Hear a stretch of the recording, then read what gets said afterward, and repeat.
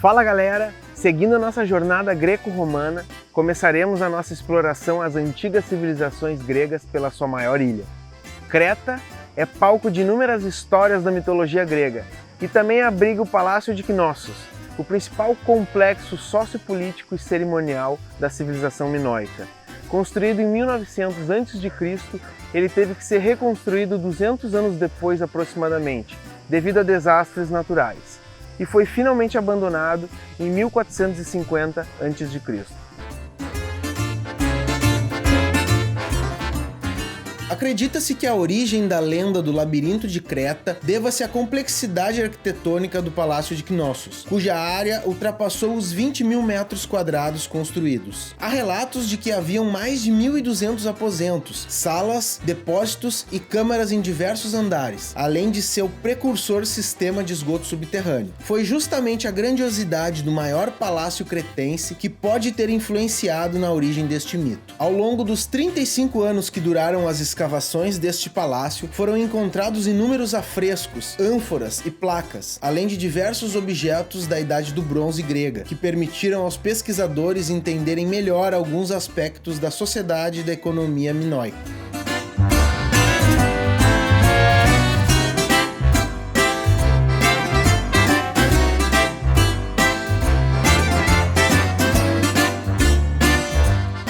Quando se fala em mitologia grega, um dos personagens mais famosos é o touro de Minos, ou Minotauro, como é mais conhecido.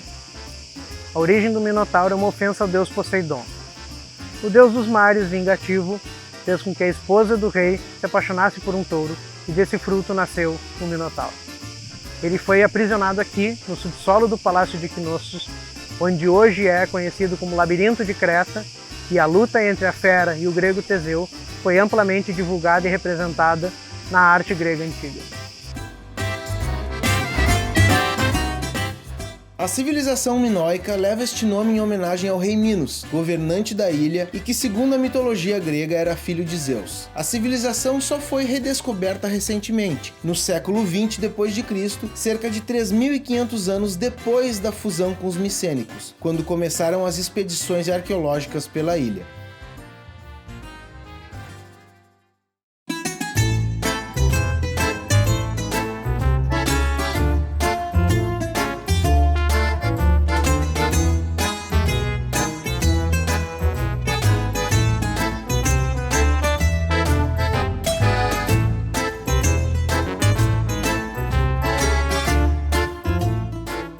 Há registros dos primeiros habitantes da ilha há mais de 120 mil anos, ainda no período paleolítico, porém foi somente com o advento da agricultura que essa civilização prosperou. A civilização minoica surgiu durante a Idade do Bronze grega, tendo florescido entre os anos 3000 a 1500 a.C.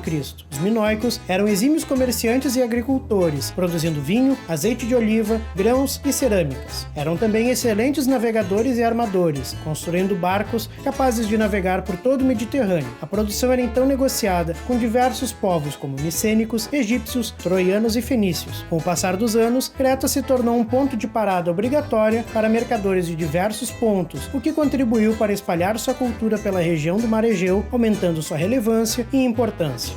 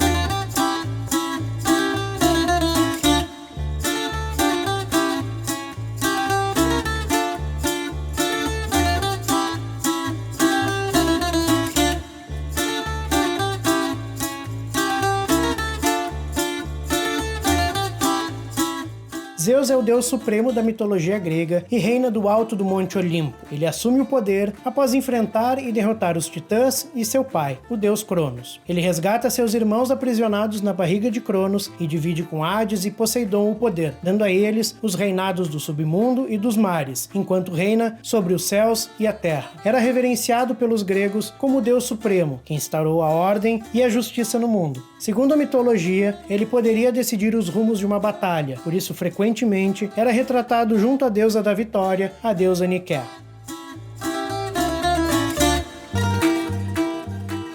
O templo dedicado a Zeus Olímpico em Atenas começou a ser construído aproximadamente 2.500 anos atrás, tendo sido concluído somente no reinado do imperador Adriano, cerca de 600 anos depois. Assim como o Coliseu de Roma, o Templo de Zeus também foi saqueado e suas pedras e materiais utilizados para a construção de igrejas e basílicas cristãs. Das 104 colunas originais, atualmente restam apenas 15 em pé e uma caída.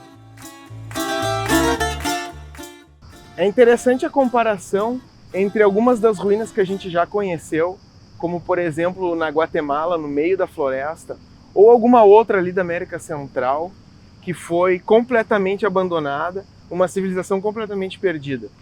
Aqui em Atenas ou em alguns outros lugares na Europa, a gente pode ver que as ruínas e os sítios arqueológicos estão no meio da cidade. A cidade evoluiu, os governos mudaram e as ruínas continuam aqui.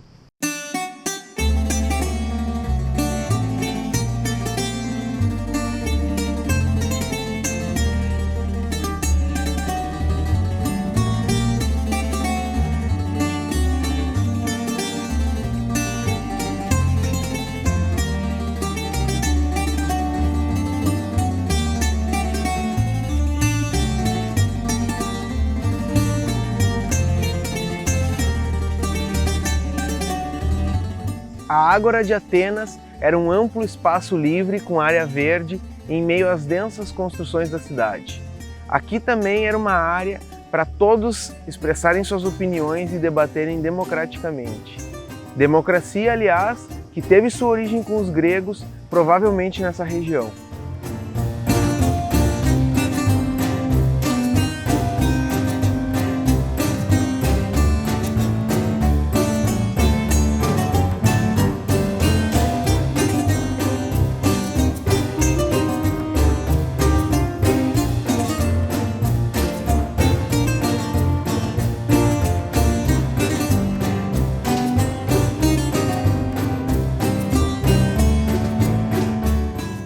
Aqui na Ágora também fica o Templo de Hefesto, o monumento grego antigo mais bem conservado do mundo. Ele se manteve nessa condição porque no século VII foi transformado numa igreja cristã e posteriormente na principal igreja ortodoxa no período greco-otomano.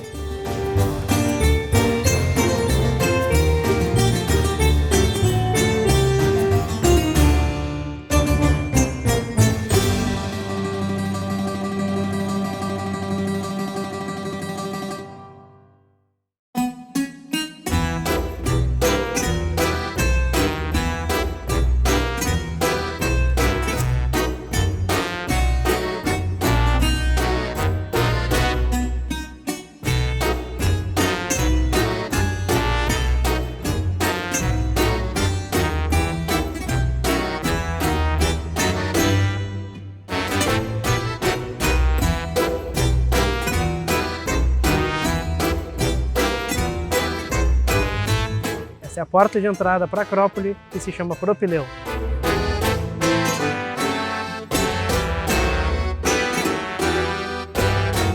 Traduzindo literalmente do grego, Acrópole significa cidade alta. Construída na parte mais alta da cidade, a Acrópolis tinha função defensiva, religiosa e administrativa. A Acrópolis de Atenas possui alguns dos monumentos mais importantes do período clássico grego, como o Partenon, o Templo de Atena, o Propileu e o Erechtheion.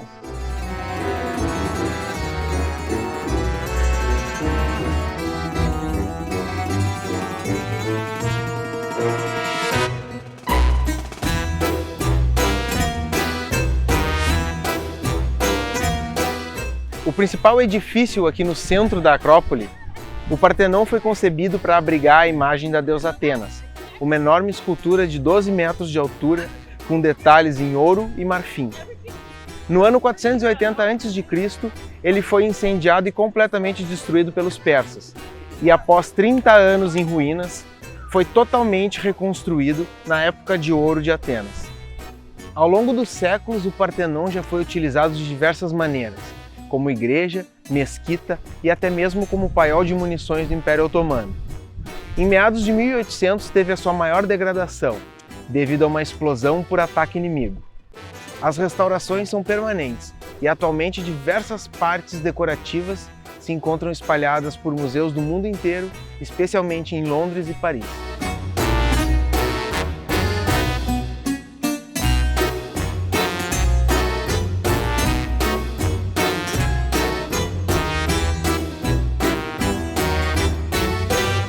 Construído entre 420 e 406 a.C., o Erechtheion é um templo duplo, em homenagem a Atenas e Poseidon. Ele foi construído no local mais sagrado da Acrópole, onde floresceu a primeira oliveira em território grego.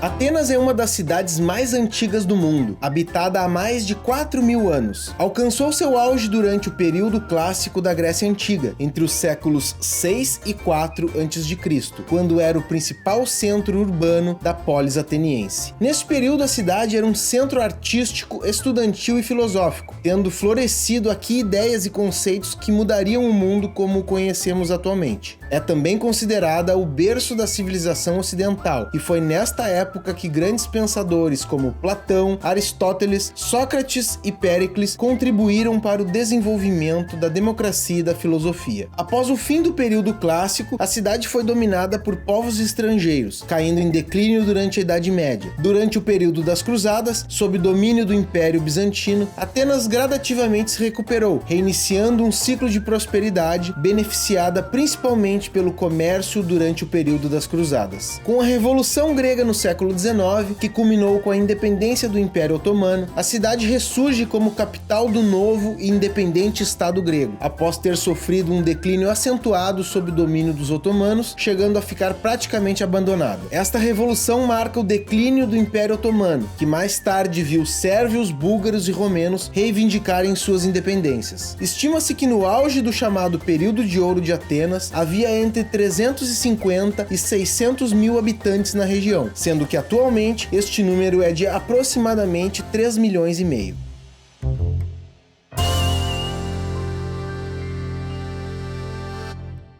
Nós não poderíamos ser da Grécia sem conhecer um pouco mais do que eles produzem de melhor. Daqui nós vamos para o Olive Oil Bar, para experimentar os azeites de oliva gregos.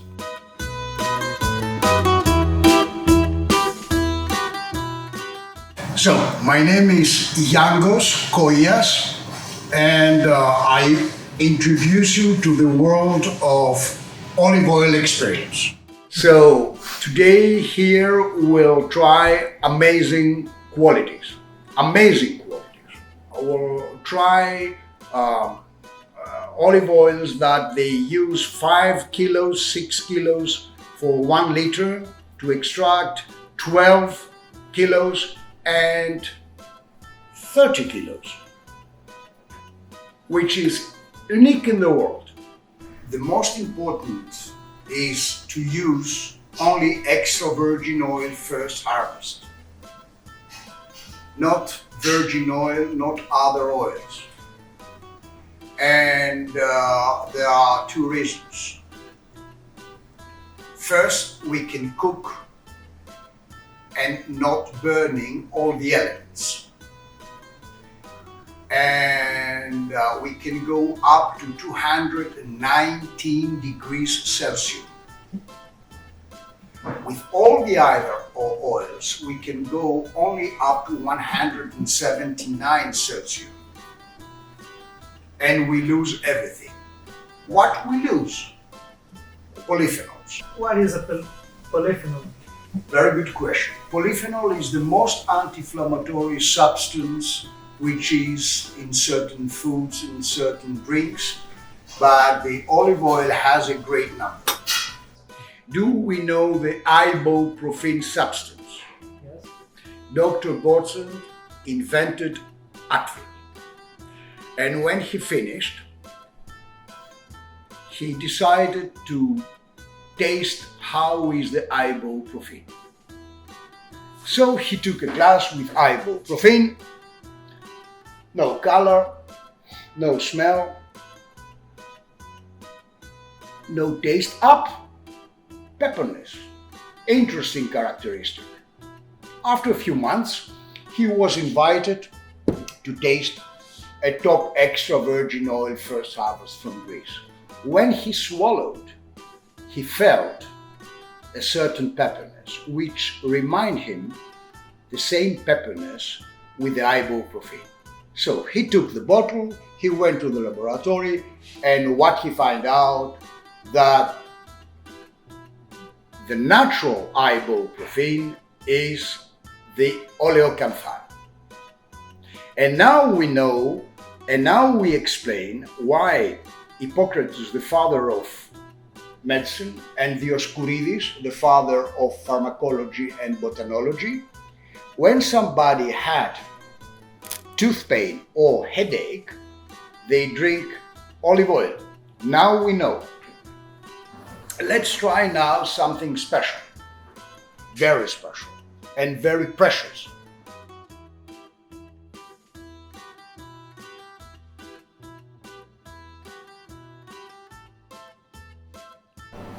You keep it like this to warm it, and you put on top of your head not to lose the aroma, and stir it. And please smell intensively. And after you drink it all, you put it in the center of your mouth, because we have the 24 receptors of bitterness.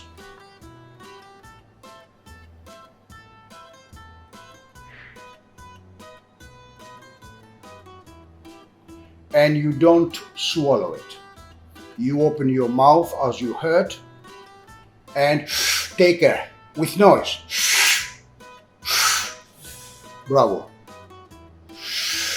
You need air to energize the aroma and the bitterness. Don't swallow it. And swallow it.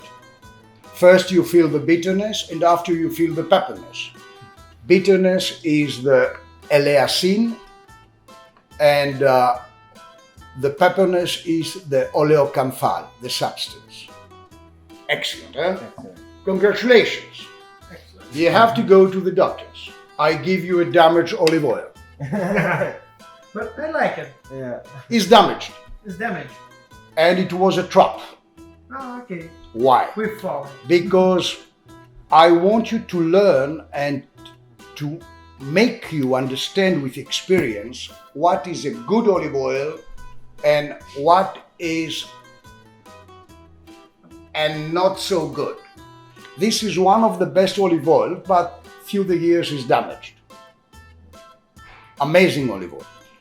But now please remember this taste. This is not the correct taste. And what I have to gain from this seminar is to learn you as much as possible. Sure. Because that's why you are here. You are students, no? Yes. Sure. Okay. Now, the real one, which is one of the best olive oils in the world. Elavon means oil in the big grammatic alphabet 3,500 years ago, with many, many awards. They use this in Harvard University to make research against multiple sclerosis, Alzheimer's. Is one of the greatest olive oils. The variety is Koroneiki. When we keep an olive oil, it has to be in a dark place without heat. Probably it was exposed. It's like the wine. An excellent wine can be damaged because it's alive, okay? But this is not damaged, okay? And now you'll see, first of all, you'll see the difference of the color. You see? Now, please do the same thing with the new one. And you'll see what I mean. And you'll tell me if I'm right. Cheiro é diferente, né? The smell is different. totally different. It's stronger. Same producer, same trees, same procedure, but the first was damaged. So now you know how it looks like a damaged olive oil. First lesson. Per liter has to have, by the international law, 250 points of polyphenols. Here we have 1,765. So let's try now this olive oil, the Koroneiki, which is strong, with the fish. Take as much as possible olive oil with the fish. This is a trout, smoked trout. Taste it, make an opinion, and now taste with another olive oil, very special olive oil, very rare variety. The variety is not rare, the quality is very rare because Athinella is a strong variety. This is a medium strongness, that's why it's very special. If you have a strong fish, a fat fish, smoked hale, or a tuna that you grill it, or a smoke, or a salmon, you may use a stronger one. But actually the fish needs something softer. Second lesson. When you try an olive oil with a glass, it's completely different when you put it on food. Because there, when you put it on food, it absorbs all the bitterness and the pepperiness, and it is more the aroma. Now is the big moment. We'll try the first in the world olive oil. This is the first olive oil on earth. The first one. The wild olive oil. 30 kilos of olive fruits to extract 1 liter. This is what Hippocrates and Dioscorides uses and what ancient Greeks use. Please wash your mouth because this is very, very special and it's extremely precious and we are very lucky to have it. Is it the same kind of olives? No, No. they are very small and very bitter. You are going now back 5,000 years in the history of taste. It's unique in the world. You have to realize what you taste. It's not a comment, it's the top of the top. Nice? It's very, very strong. Yes, it's the original. This is the real olive tree, because all the other varieties comes after this. This is the first olive tree, and you have the chance to taste it. And now it starts to increase the bitterness. The bitterness is like the green of the tomato, which is like a poison. It's strong, it's brutal. This is the original taste of the first olive oil in planet.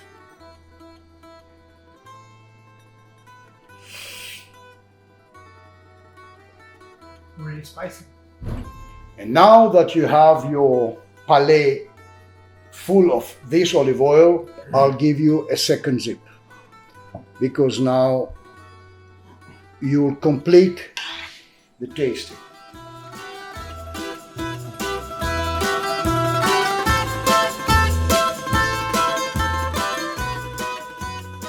Tem lugares que são incríveis e a Grécia é o perfeito exemplo disso. Atenas, Creta, essa história, essa civilização é incrível. Agora nós vamos cruzar o Egeu e vamos conhecer um pouco da Turquia, em Istambul e na Capadócia. Até lá!